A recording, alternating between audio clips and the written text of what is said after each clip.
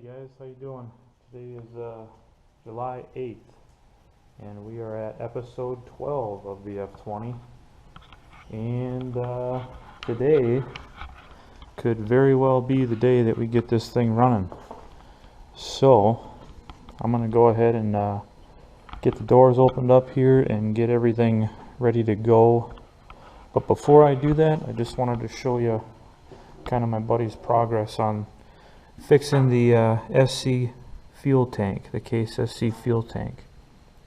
So if you remember, the crack that we found was in this area here, so we've welded it and soldered it, and that was fixed. I don't believe it was leaking before, but then I think some of the solder around the sediment bowl bung, because when we heated this up to weld and solder it, I think it may have heated up the solder enough around this bung to kind of melt away and cause the bung to leak. So I think that's a lot of what our issue was. So hopefully, I think we're gonna pressure test it here with just a few pounds of pressure and see if it holds air with soapy water. So that's kind of our plan with that. But today my goal is to see if I can't get this thing running. So hopefully everything works out. So, and if it does work out, I may try to take a run down to Don Livingston's place. He runs Rusty Acres down in southern Minnesota, and his friend was the one that had the wheels for the F20. So I may try to take a run down there, and we may even get to see this thing drive today, but I don't want you guys to get your hopes up. So let me get my stuff together here, and we'll start getting to work. Okay guys, a couple things about installing the fan belt. First, you have to drop the hand crank mechanism because you don't have enough space to get the belt through the gap between the hand crank mechanism and the crankshaft. So you have to drop that and move it forward. That way you can slip the belt between there. Then once you get it around the pulley, you'll grab a wrench, actually two wrenches. I think this is like a 1 1/16", and this is a 1/2 inch, I believe. And you'll loosen this large nut that's in here. It's on the back side of the fan hub. And then you'll use a 5/8 and loosen this jam nut here. And from there you'll loosen this peg, and that'll drop the whole fan shaft and pulley system down so that you can get the belt over the top of the fan pulley. So once that's done, you just tighten up the adjustment screw on the bottom, tighten up the lock nut, and then tighten up the large nut on the back side of the assembly. So that should be good. And right now I'm going to go and grab the hood and stuff out of, it's actually in the weeds back behind the shop here. So let's go for a walk. It's always nice to go for a morning walk through the small woods.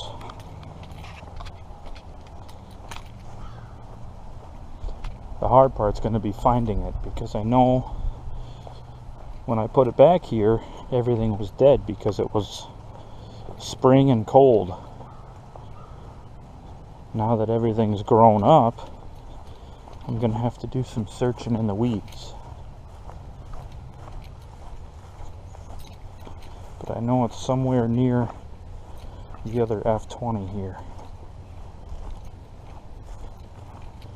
Oh, here we go. That wasn't too hard. Okay, I gotta figure out what I need.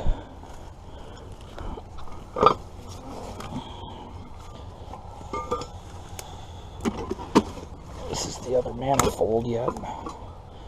And that manifold's still good, so I'll need that air cleaner pipe. I won't need the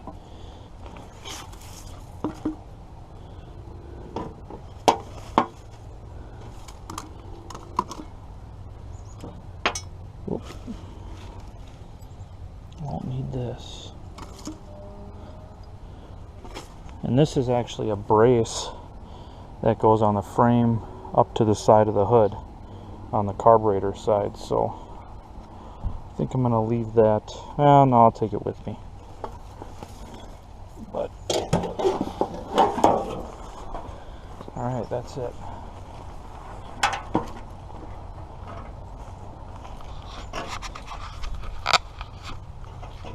You know we're in the final stages when we grab the hood, so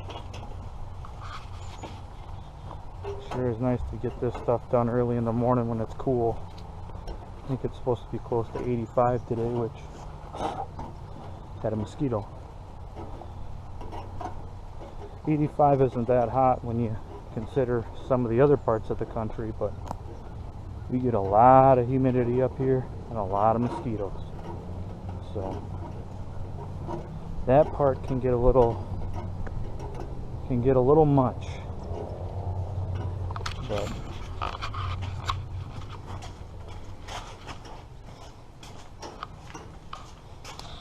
set the camera down here, hopefully it doesn't fall over backwards.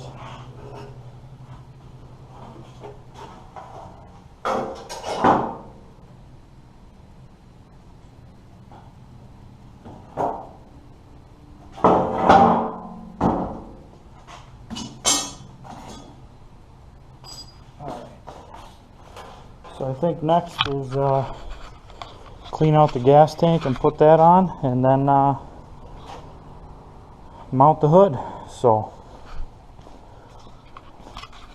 let me grab the tripod and I'll go get the gas tank. Alright guys, well, as you can see, we've got most everything put back together. I flushed out the fuel tank. There was a ton of crud in there, so that should be good to go now. I tried to get as much out as I could while I was draining. I would see little chunks fall in front of the sediment bowl bung, so I'd take a long rod and I'd push them through, and then I refill it and shake it and keep draining it. I probably did it about 5 times. So I also soaked and cleaned the original sediment bowl, put a new screen and gasket in there. The hood is on. The spark advance is on, and the lever, so everything works there. All the way up is off, so when we crank it over for the first few times, we'll put it all the way up to charge the cylinders with fuel. Actually, I'm probably going to crank it over a number of times without any fuel on, just to get oil moving through the system. So but then we'll crank it over with the fuel on and the spark off, or all the way up, to charge the cylinders. I'll probably do it 2 or 3 cranks with the choke on, and then we'll put it down about halfway, and that should be good enough to get it to run as long as it's timed well. And then all the way down is full advance. So right now I'm going to dump some oil in it, and oh, one of the things, when I had to cut that shaft down for the hand crank to get it through, this is one of the issues I'm going to run into, is I can't swing it down around past the tires because it'll hit the tires, if you see what I'm saying here. So, which isn't all that bad anyhow, because I think standing on this side and pulling it through the strokes is actually safer in case it does kick back. I'm not standing in front of it and then it'll hit my arm, or on this side it won't fling it towards me. So I haven't installed the air cleaner pipe yet, but I did install the air cleaner, so that's good. I tightened down the manifold pipe, installed the steering shaft. Keep in mind that there is a slot for this bolt to line up with in the steering shaft, so don't put it on, don't slide that onto the shaft that comes out of the bolster in the incorrect manner, because then you won't be able to slide the bolt through. So let's see, what else did I do? I installed new bolts in the straps, and essentially all I had to do in order to do that was take these straps and put them in the vise, and then I would spread them apart with a screwdriver enough to get the old bolts out, and then drop the new bolts in, and then I just clamped them down in the vise and everything worked out great. So they're not the original square head bolts, but it's better than nothing. And it looks like the serial number tag is about to fall off. So I'm gonna have to find some place to put that. The clutch is connected and adjusted, so it should be about an inch and a quarter or so of play, and that's about what I've got. So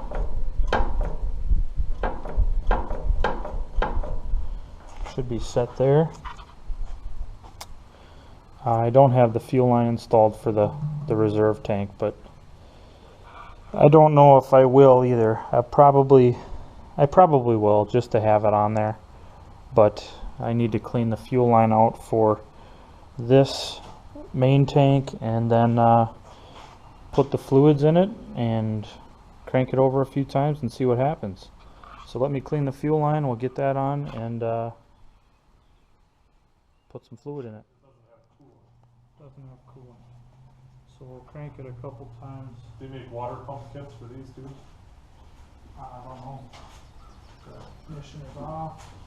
Well, that's something else I'm gonna have to figure out too, is coolant routing.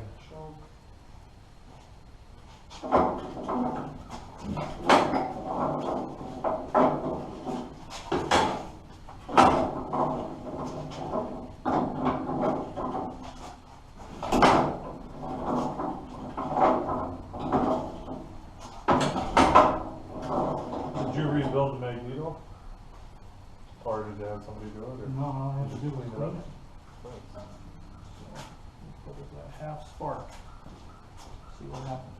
Or half advance.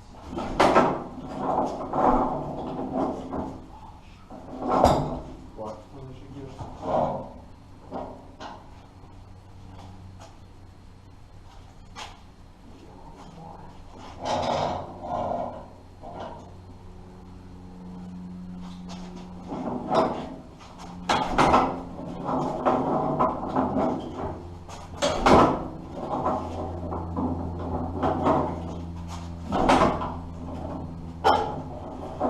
Gas.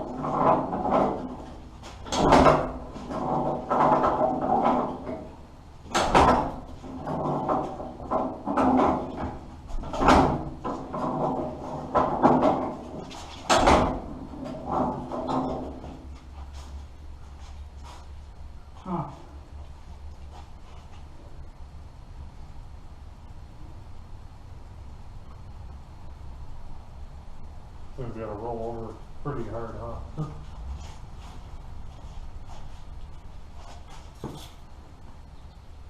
It smells like.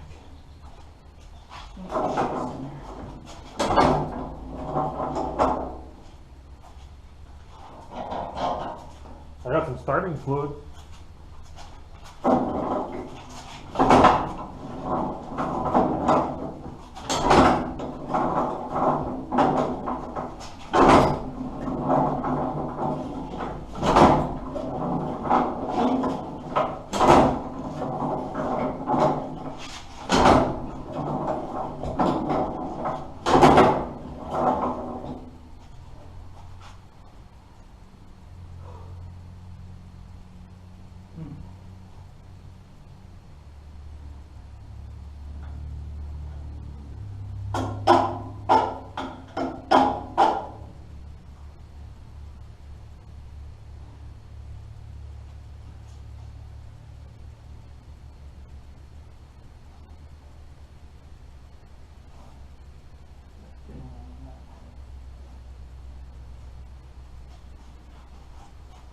I wonder if we're getting good spark.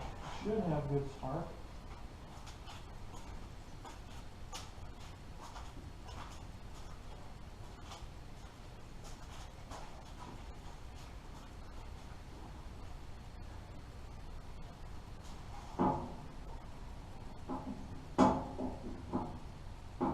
I had a spark tester, but it broke.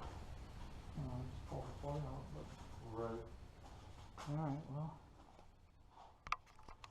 Hey guys, well, we played with this and played with this, and I've had the magneto off probably 2 or 3 times now, and I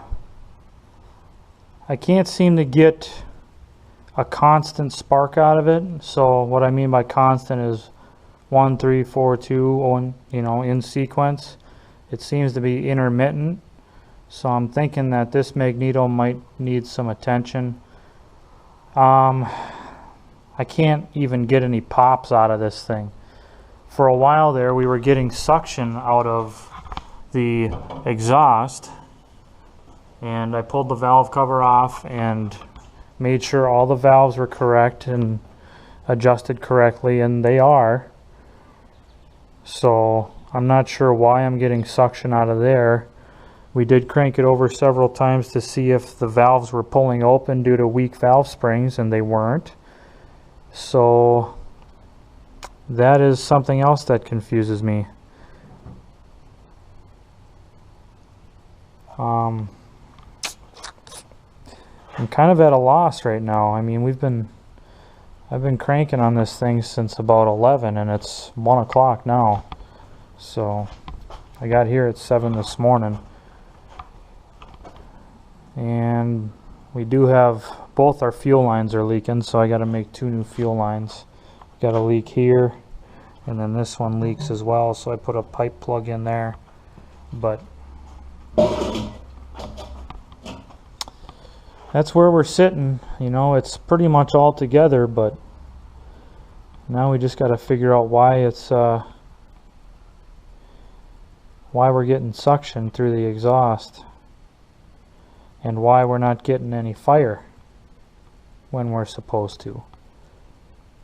You know, I've gone through this time and time again with my H and my M, and it was a matter of making sure that the magneto was in time with the motor. You know, it wasn't 180 out, and I've made sure that this was on top dead center with intake and exhaust valves closed at the top of the compression stroke, and that the rotor on the magneto was pointing to number 1, and that's where I've got it set.